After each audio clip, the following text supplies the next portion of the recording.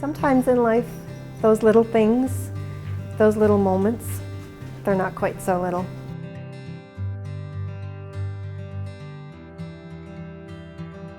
The thing that amazes me about palliative care is that a lot of it is the care part. A lot of times what we do, besides, morphine and ketamine and all that good stuff, is we actually go sit with people, be with people. People will say before they've gotten the prescription filled, I feel better. So I really value that. I always think, gosh, what a privilege to be in a profession where what I say and do as a person is a huge part of my work and is so highly valued. That often kind of floors me. I'm basically a floor nurse. I'm an RN, a staff nurse. What I love about this unit is that it's the old-fashioned nursing. So we get to go in and do the care that I was drawn to nursing for. With a small unit, our unit only has 9 beds. You're able, and honestly, the patients need the old-fashioned nursing. We have a large amount of volunteers on this floor that come in from the community. They come in and they do many things. They sit with patients and read. Sometimes they just sit and hold a patient's hand. They support the families. They do baking in the kitchen, which is very important, not just to get the baked goods, but the smell of the home cooking throughout the unit. So on Mondays there's breakfast in the morning and you can smell breakfast cooking. There's baking tea biscuits and cinnamon buns, and then the staff will go around and the volunteers and serve it to the families. But it's also open in the kitchen. So the kitchen is an open area that allows the patients and families to come in and out. And it's a great gathering place because it allows them an opportunity to talk to other families, share their experiences, and get that support. This is probably back in the fall. I came in here my usual Tuesday morning, and there was 2 brothers sitting right there at this table having coffee. And I said, good morning, and I said, let you know I'm making some biscuits shortly. The guy said, okay, fine. They left. They came back. They left. And I had done my plain biscuits. I had just taken my raisin ones out of the oven. I was standing over there. There's nobody in here, just me. One of the brothers came up to me and he was crying. I said, what's wrong? He said, my mom just died. And I said to him, I said, I'm sorry. I gave him a hug. And he said, if it wasn't for you, I wouldn't be here. He said, because you said you're making tea biscuits. I stayed. Sorry. Last year, I had a patient, and I had a gentleman who was being seen by myself and the physicians at home, and he was getting weaker, and his appetite wasn't very good. And I asked his wife one day, I said, what's something that he really, really enjoys? And she said, well, he always enjoyed his Tim Hortons coffee. One day I came and I brought myself one and one for each of them. And we had the most lovely visit, just sipping at the coffee. Now, because of his condition, he didn't drink that much of it. But the joy on his face over this cup of coffee was unbelievable. Whenever I was going out in the community to visit this gentleman, I would grab him a coffee. And this went on for, I'd say, weeks. And then his condition became such that he wasn't able to have it anymore. But his wife, after the fact, after he died, and I ran into her and she said, do you know the difference that made in his life? That little cup of coffee. She said, I just don't want you to forget that, in all your daily grind, going in and out of people's homes and doing your assessments and doing the great work that all you guys do, that something as small as a cup of coffee really meant the world to us. Okay, one of the stories that one of the home consult nurses just came across about a month ago was when she realized that one of her patients was having a birthday, a 60th birthday, and this patient was a twin. So she went to the house with the doctor, and they decided to pick up balloons and a cake for the birthday birthday girls, which they were overwhelmed with. The cake was wonderfully received and the balloons were great. And here both sisters are sick at the time, and actually they don't have a whole lot, and it was the only cake that they received. So it was a wonderful small thing that the home consult nurse did for this set of twins. Well, you know, sometimes you just don't know the impact that you'll make on somebody. I mean, the nurse didn't know that they didn't have the means or the way to even go get a birthday cake. So this is likely the last birthday that both of these sisters will have together. I became involved with the palliative care program here about 6 years ago, and I've been working pretty much almost on a full-time basis with them. About 3 years ago, one of the kids in the palliative care program, Kaylee, she wanted to go to Disneyland to see the fireworks, but her condition wasn't really to the point where she could go because she was too sick. So I've been involved with fireworks for about 25 years, and I've been involved with Parks Canada in the past as well. So I knew the superintendent at the Fortress of Louisbourg, and I was talking to him one day, and I just kind of mentioned it to him about somebody who wanted to go to Disney but couldn't. And he said, well, why don't you do the fireworks here at the Fortress? So we kind of ran with that, and we got our fireworks team together. We got people involved from Fireworks FX in the Annapolis Valley, and we put together a fireworks show for the kids. One of our team members had mentioned, you know, why don't you ask the kids to write some wishes on paper, and you can send them up with the fireworks, which I thought was a brilliant idea, right? So this one is, I hope all the children in the world get better. And this one is, my wishes for Disneyland. All right. We got that organized, and as part of the presentation, as part of the fireworks, before we shot everything off, we would put these wishes in with the fireworks.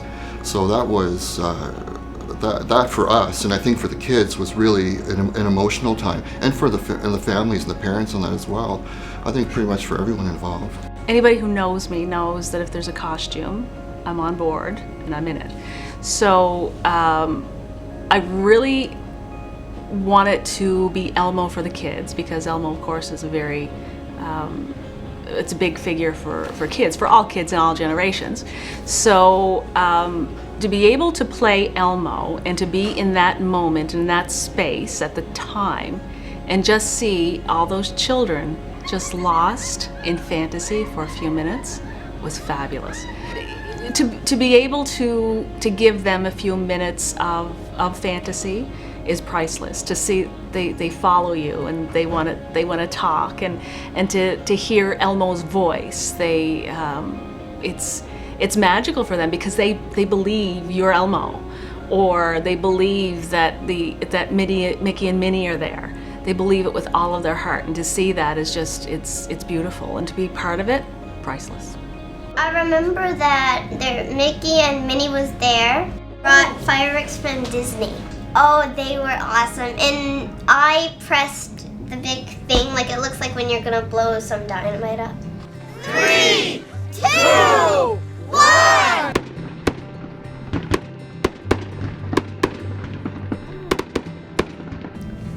It makes me cry in happy tears, because it makes me, and when I watch it, it makes me feel like that I'm important to the world. I'm glad that the nurses helped me and made me get better, so I could go around and play like other kids. Just, they know our names, they know Molly, like they are so in tune with her, they care about her as an individual. She's not just another patient, it's Molly. Molly's here, so they just take the time to get to know her, know what she likes, what her dislikes are. That makes a big difference when you're in a hospital room for a few hours or a few days. The events Palliative Care puts on, Molly thoroughly enjoys. She's definitely having a blast, and every time we take her to do something, like Molly goes where we go. Just to watch Molly grow, I mean, from the first time we went to the fireworks, and she definitely like enjoyed it, but I wouldn't say she participated. She just kind of sat back. And this year at the fireworks, like she was near coming out of her wheelchair trying to get at like the just everybody that was around. She was just so like it was just amazing to see her so happy, and so I just felt like she was taking part. Her pediatrician, this is just one example. If I can text her on her phone when she's home with her own children, to me, that speaks volumes, because Molly has a lot of unexpected things happen, and to have that sort of support right at my fingertips just is priceless. Well, I was doing my regular rounds one day, and I went in. There was a gentleman in the room, and he was very chipper. So we started to have a great conversation. We talked and we talked. And I said to him, "Is there anything that I can get you from the library, being as you know what's going on there?" And he said, "There's one thing I've always wanted. I wanted a Bible with large print and the words of Jesus in red." Well, needless to say, it was going through my head, how am I going to do this, you know? And then I said, okay, what am I going to do? I went to our bookcase and whatnot, but there was nothing there. So I went home. I said, well, I'll look and see what I have home, because I knew I had some, but probably not that. So anyway, I went home and I went in my library, as I call it, and I took out a Bible and I opened it, and it had large print with red writing. I don't know who was more shocked. I was so shocked. So when I went in and I said to him, guess what I found? Well, I never saw such a happy patient. He was really, really pleased. And of course, so was I. When our patients get to the stage that we call entering end-of-life phase, they're not eating, they have no IV, they have no nutrition, their bodies, their organs are shutting down and their bodies are breaking down. And I make something that I found to be necessary, we call them ear donuts. Our patients may only have 3 to 5 days to live, and you know, the edge of their ear or the soft bone of their ear is getting pressure when they're turned from side to side. So I do have one here for me to show you. This is just a basic ear donut. It's made with fleece. There's nothing inside of it. And I'm just going to show you one that's on its way to being done. It's just a piece of fleece. You can make them 7, 8, or 9 inches long for the difference of the size of people's ears, and cut a piece to roll that would suit about this size, and then you just turn it and sew the piece together. It's really simple to do, and anybody who's watching this that is a palliative care nurse that has any kind of craftiness, it's just a small loop stitch with a needle and thread. This might have been 15 years ago. It was an elderly gentleman in Sydney Mines, was very much on his own, was diagnosed with cancer and not doing well. And it was coming on the Christmas season, and I asked him if he celebrated Christmas, and he said no, because he didn't have any family and he would rarely get a present. And at that particular time, we had a gentleman that was buying some Christmas gifts for some of our patients, so I had put his name forward with a few suggestions as to what I thought he might like. So what came to me was a large gift bag with about 9 presents in it, all addressed to him. So over I went. I think it was the 19th or 20th of December, and I brought them into him, and he was just overwhelmed with this person's generosity. So we had a little visit, and I left and did some more business in Sydney Mines. And when I was driving back through Main Street, I saw him walking down Main Street with a tiny little tree behind him. And anyway, so I turned my car around again, and I went back to PharmaSave, and I bought decorations and lights for the Christmas tree. And I went back, met him at his house, and we went with the tree and we decorated it, and he told me that it was the first time he'd ever had a Christmas tree. So we put the presents underneath it, and it was one of the most inspiring hours that I've ever worked. And I left there feeling so good about life and so energized, and that we were able to make a small difference in this gentleman's life. And my parting word to him was that it was still the 20th of December, and he had to wait till Christmas morning before he opened anything. And the next day it was about 9:10 in the morning, and I got a message to call, and I called him, and he had opened everything. And he was so excited. So last July, my mother, at 54 years old, was diagnosed with metastatic colon cancer. So she had stayed in the hospital about 2.5 weeks, trying to get everything straightened out as far as treatment and which route we were going to go. And pretty much immediately, we thought it would be a good idea to have her enrolled in the palliative care program. They were great. First day they came in, the physician and the nurses that were with them were very open and honest and actually quite funny. Brought a little light to a really terrible situation. When you have a real personal experience like with this sort of thing, it kind of opens your eyes as to how patients feel. Myself, I work on a surgical unit, so it's not that often that we get palliative patients, but there are some that come through. So it kind of now gives me a different respect for that service and those patients, and have more of an understanding.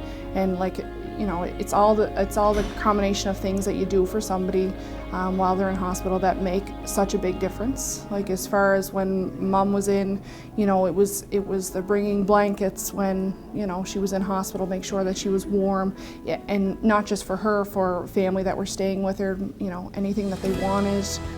Well, one big thing that I learned here is talking with the family and taking care of the family rather than just doing the patient. That's a big thing that I learned here. It's been amazing. Like the people that work here are amazing. The families are so appreciative of everything that we do. So it was a different experience than what I've had on med-surg floors elsewhere. When you're dealing with critically ill or like people with life-limiting illnesses, that authenticity, getting to know you as a real person, that's actually an important part of caring for them. That you are a professional, but that they also see a little bit at least who you are as a human. Many of these people who have gone through the experience as families will actually volunteer.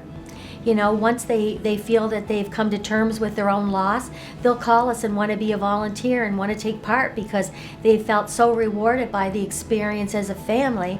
They want to give that experience back to someone else. So many of our volunteers are actually former family members that have become involved in the unit. And that tells you right there that something is being done right and that we're doing a good job with it. In my previous career as a principal of a school, small school, and I recognized that a lot of kids didn't have a lot of food coming to school. So it's the whole idea of you get more cooperation results with sugar than vinegar. So I used to go to school extra early and bake muffins. That brought me a lot of credibility with the kids. When I came here 10 years ago, it's a nice icebreaker. I go into the rooms, into very severe situations, and I think as Cape Bretoners, if we can't fix a problem, we try to feed it. So I'll go in with a can of fudge and give it to the families and the patients, and usually there follows a good conversation. So it's an icebreaker, it's a touch of home, it's what palliative care is all about. I think people think when you mention the word palliative care, it scares people. Until you get here and you see the surroundings. You see the decor, you see the staff. It's a different level of care and compassion. And I think the fudge is just one little part of that. There's other volunteers who come in and bake every day. We've had weddings here, we've had graduations here, which makes this kind of the home away from home for a lot of patients. So although our palliative care unit is called Ancala, which in Gaelic means a safe harbor, I feel that Ancala is a beautiful description of what palliative care is all about. So it's all those little things that we do in palliative care for the patients and their loved ones that make it that safe harbor. So no matter if the patients are in their homes, if they're in nursing home, if they're in the hospital or in the unit, we have the honor of doing those little things that make them feel comforted, safe, respected, and loved. It's those little things, those little moments that are not quite so little.